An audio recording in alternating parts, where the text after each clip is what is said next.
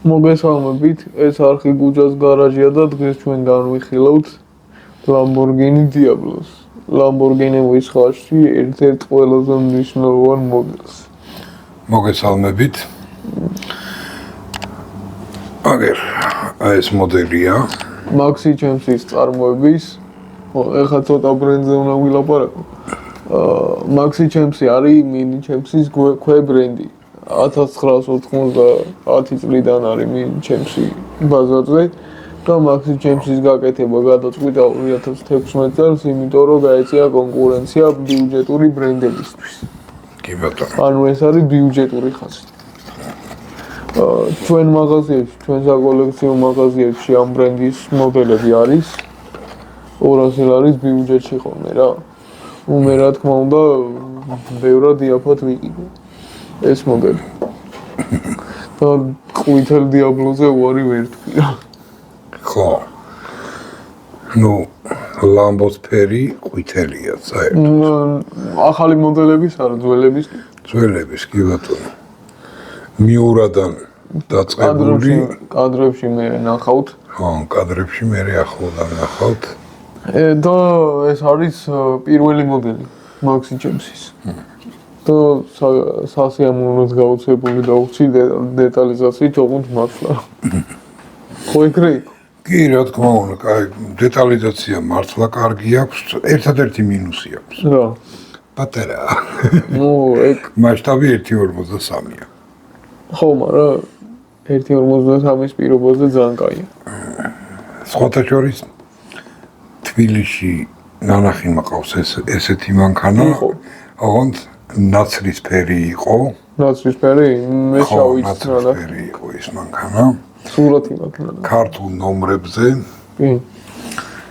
და სადღაც 90-იანების მიწურულისკენ უნახე სხვათა შორის. 94 წელს გამოვიდა ეს. არა. ნუ 90 წელს. ამ მოდელს ესე აწერია. ხო, ამ მოდელს შეიძლება ხო, მაგრამ 90 წელს გამოვიდა. ხო, და ერთ რაღაცას ვიტყვი თვითონ Diablo-ზე. კი ბატონო. ეს Diablo-სთან საკოლექციო მოდელთან პირველი შეხება არ არის. ჩემი მე ბავშვობაში მქონდა 1.18 მასშტაბი საჩუქრად. კი. ერთ ვიდეოში უკვე მოგიყევით ეგ ისტორია Countach-ის ვიდეოში, რომ სამწუხაროდ გააფუჭეს. მე არ გამიფუჭებია ის. გააფუჭეს და დაიკარგა რა ის მოდელი. გააფუჭეს რა, განადგურდა და აღარ არის. ხო, და სამწუხაროდ. ხო და შენ იცი რომ სახელი Diablo არის ესპანურად ნიშნავს ეშმაკს. კი. ესპანური არ ვიცი, მაგრამ Diablo რო ეშმაკია ვიცი. ესპანურად არის ეშმაკი Diablo. მოდი მაშინ მოკლედ მოვყვები. კონკრეტულად Lamborghini Diablos ისტორიას. მოყევი. და მოდი მე რაც ვიცი იმას ვიტყვი, ხო? კი ბატონო. მე მგონი ეს იყო ბოლო მოდელი, რომელიც Ferruccio-ს ხელში გაკეთდა, ეგრე ვიცი.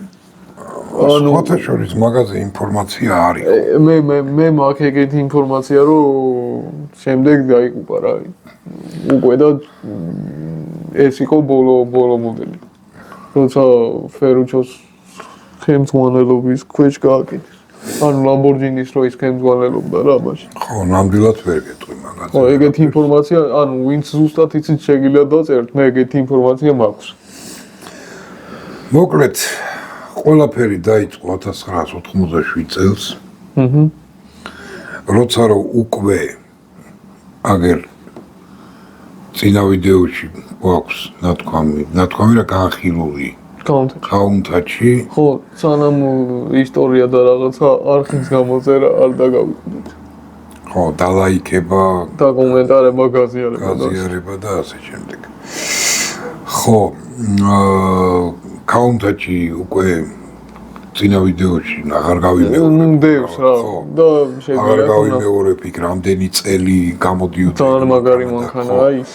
ასე შემდეგ ფაქტი იყო, რომ დრო იყო, რომ ახალი მანქანა, ახალი ფლაგმანი გამოსულიყო. და გამოვიდა. და მაგ მოხდა 1987 წელს. კომპანია Lamborghini შეისყიდა Chrysler-მა და მაგ დროისთვის ხო უკვე დაწყებული ქონდათ ახალ მოდელზე მუშაობა Lamborghini-ის წარმომადგენლობას. როგორც წინა მოდელებზე აგერ ჩვენი ძმა და მეგობარი Gandini, Marcello Gandini, მისი პროექტი იყო ეგეც. მიურად მაგისია და Countach-იც კი ბატონო. შემდეგი პროექტი დახაზა აგერ Gandini Diablo-ს სახით. მაგრამ რატომღაც Chrysler-მა დაიწუნა. იმის დიზაინი? ხო, Gandini-ის დიზაინი, რომელიც ეხა ამ მოდელთან შედარებით, ხო, პირველი პროექტი რაც იყო იმ Gandini-ის პროექტი, უფრო უხეში ფორმები ჰქონდა, უფრო დაკუთხული იყო, უფრო აგრესიული იყო. ხო, არა, ამას არ მოხდებოდა ეგეთი. და მაგიტომაც Chrysler-მა აგერ დაავალა Dodge Viper-ის დიზაინერს, Viper-ის ვიდეო დევს. Tom Gale, ხო. რომ დაესრულებინა. ხო, ამ Lamborghini-ის დიზაინი რა, უფრო დაეხვეწა. და გამოვიდა აი ეს. ისე სიმართლე რო ითქვას Viper-თან საერთო ვაფშე არ აქვს. ხო, ნუ უბრალოდ შესწორებები შეიძლება, უფრო აი ეს დაკუთხული ფორმები და ეს აგრესიული ფორმები უფრო გაალაითა. შეიძლება ხო, ეგრე ვთქვათ რა. ეს არის ჩობლებრივი მოდიფიკაცია, ხო ამისი? ხო. და ამისი არის კიდე SV ვერსია და GTR ვერსია. კი ბატონო. Вообще სულ 50 მოდიფიკაცია განიცადა ამ ყველაზე ცნობილი ხო. პირველად ამ მანქანის პრეზენტაცია შედგა 1999 წლის იანვარში მონტე-კარლოში. სხვადასხვა. დაიცალ. ანუ ამას 94 აწერია, 99-ში გააკეთეს პრეზენტაცია. ხო, პირველი ვერსია, ეს პირველი ვერსია არ არის. ხო, გასაგებია. ეს არის მეორე ვერსია რა. ნუ ცოტათი მოდიფიცირებული ვერსია. გასაგებია. მაგ მოდიფიკაციებში დაჟე 4-ვე წამყანი თვლებით შედიოდა SV სუპერველოჩი. ხო, სუპერველოჩი, SV არიც იყო. არის იყო. და დაჟე 6 ცალი გააკეთეს ყველაზე ნავაროჩენები, ყველაზე სწრაფები და ყველაზე აგრესიულები რომლებიც იყო Lamborghini-ები. ხო, მე 750 ცხენით რო იყო. და მე ვიცი ერთი ფაქტი, რომ 3 მოდელია გაკეთებული, 3 Diablo-ა გაკეთებული, გასაიდუმლოებულია, ვინდა როგორ გააკეთა 1000 ცხენის გააკეთეს. ვინდა როგორ არა, ეგ მოდელები არის, კატერის ძრავები ჩააყენეს. ხო, 1000 ცხენის ძალა. ხო, 1100 ცხენის ძალა. ხო, 1100. უბრალოდ იმდენად უმართავია ის მანქანა, რომ ნუ მოკლედ რა. ხო, ნუ ეგრე ძალიან სხვაგან ზომილების ავტომობილია ის. ხო, GT ვერსია გააკეთეს კიდე სარბოლო ვერსია, ხო, რომელიც რო ჩვეულებრივად ქალაქში ვერ იმოძრავებდა. ბოლიდია და მაგ. ხო. რაც შეეხება სახელს. Diablo-ს. აღებული არის ეგ სახელი Herzog Veragos ხარის სახელი იყო. რომელმაც თუ არ ვწდები 12 კაცი მოკლა თუ რაღაცა. 12 ტორეადორი. ხო, თუ რაღაც. ძალიან ბევრი არ და ბოლოს მოკლეს მადრიდში 1869 წელს. ხო, და კორიდაზე, ხო. ისიც ვინც მოკლა იმ ტორეადორმა ვინც მოკლა ისიც შეეწირა. ანუ ის სასწრაფოთი ანუ საავადმყოფოში წაიყვანეს. იმდენად დაჭრილი იყო, რომ ის მოკვდა და ხარიც მოკვდა და ხო, ნუ მაგდენი არ ვიცი. მე ვიცი, წაკითხული მაქვს. ხო. მოკლედ, რაც შეეხება კონკრეტულად ამ მოდელის მონაცემებს, Lamborghini Diablo-ს მონაცემები, დავიწყოთ სტოკიდან რა. ანუ ქარხნული ვერსია. არა ტუნინგ ვერსია. ძრავის მოცულობა იყო 5 და 7 კუბური სანტიმეტრი, 12 ცილინდრიანი, რა თქმა უნდა. 12 ცილინდრიანი ძრავი. ყველა აბსოლუტურად რაც კი გამოუშვეს ეს დიაბლო ყველა იყო მექანიკური გადაცემათა კოლოფით კი ერთის გარდა ისიც გადაკეთებული ვერსია იყო თან იმაში არც Lamborghini-ს ძრავი აყენია და დაჟე Volkswagen-ის რული უყენია Volkswagen-ის თუ შევდათ Volkswagen-ის რული უყენია და Volkswagen-ის W12 ძრავი ჩააყენეს რატო ნუ არ ვიცი ექსპერიმენტი ჩაატარა. ფული არა გქონდა და რეპლიკა გააკეთეს თუ არ ვიცი, ფაქტია რომ ერთადერთი არის, რომელიც ითვლება ავტომატიკად. მაგრამ ნუ რაღაცა რა ვიცი, ანუ რაღაცა ვერ გავიგეთ. გავაგრძელოთ მონაცემები. 492 ცხენის ძალა ქონდა სუ პირველ ვერსიას. პირველი რაც გამოუშვეს რა. ხო, სტოქს. 90 წელს.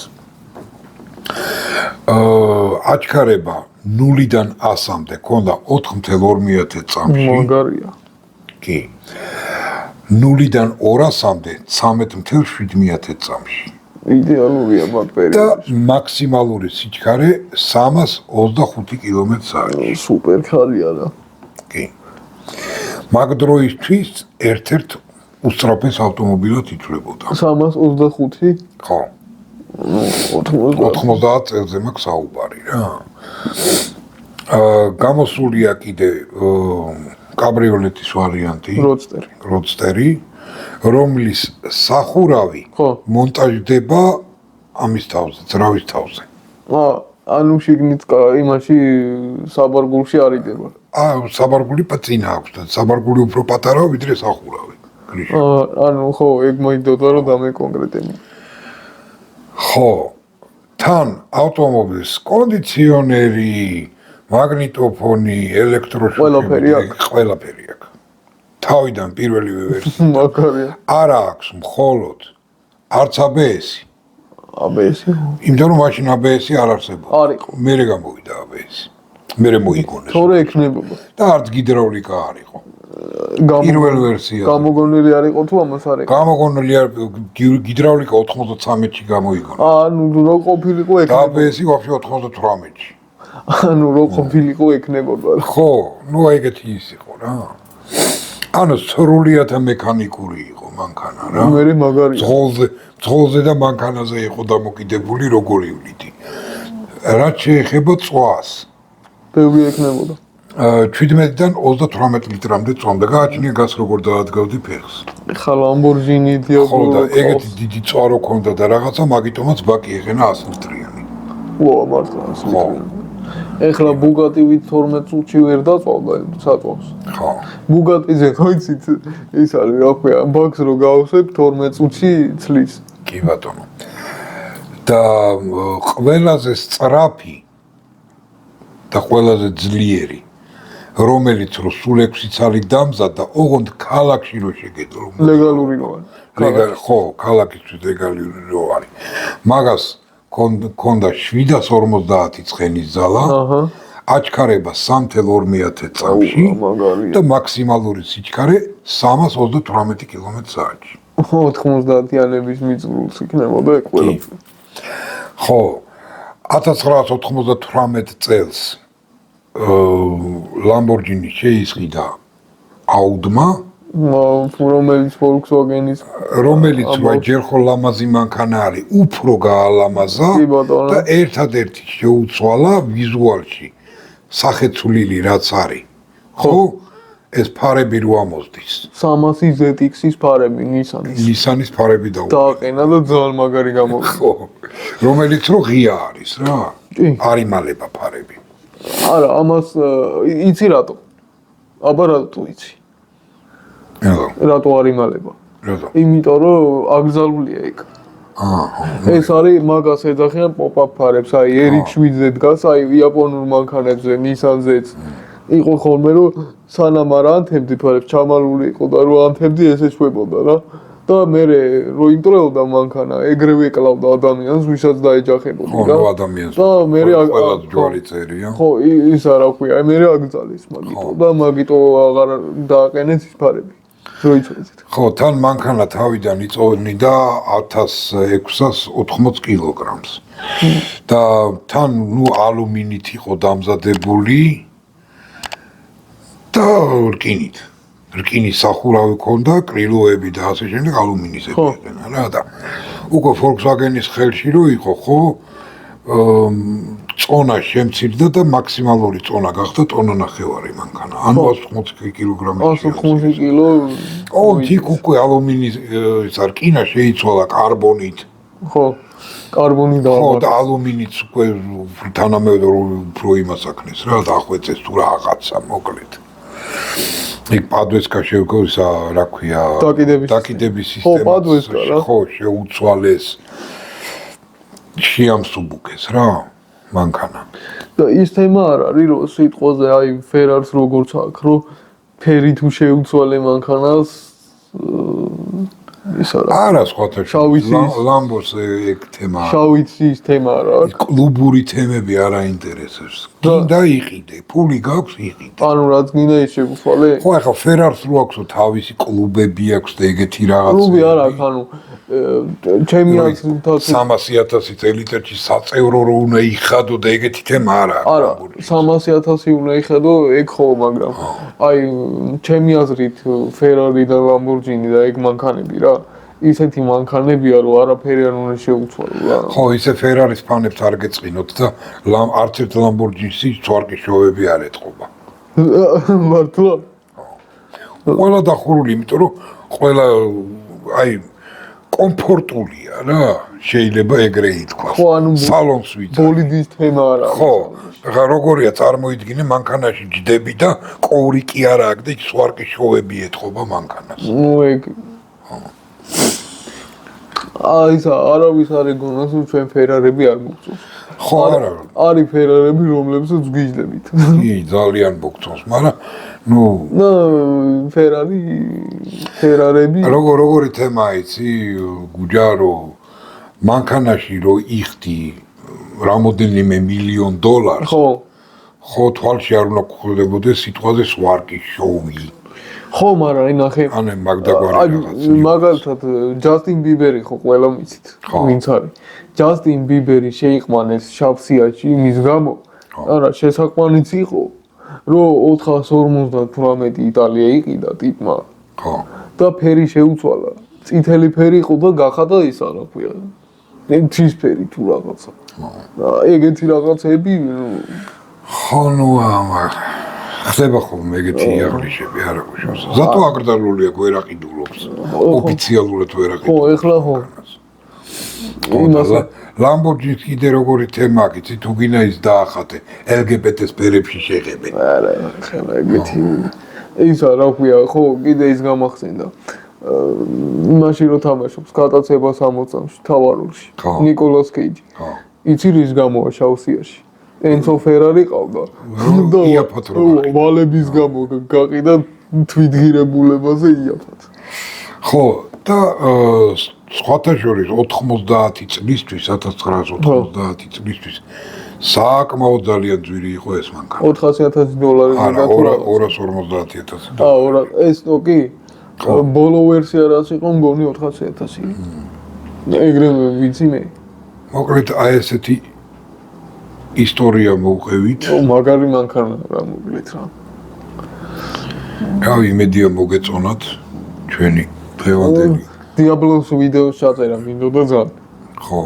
მინდოდა რომ ის ბავშვობაში რაც მქონდა ის მოდელი ჩამეგდო ხელში და დამებრუნებინა, მაგრამ ვერა და. ხო, მაგრამ ის რო ნაცრისფერი იყო.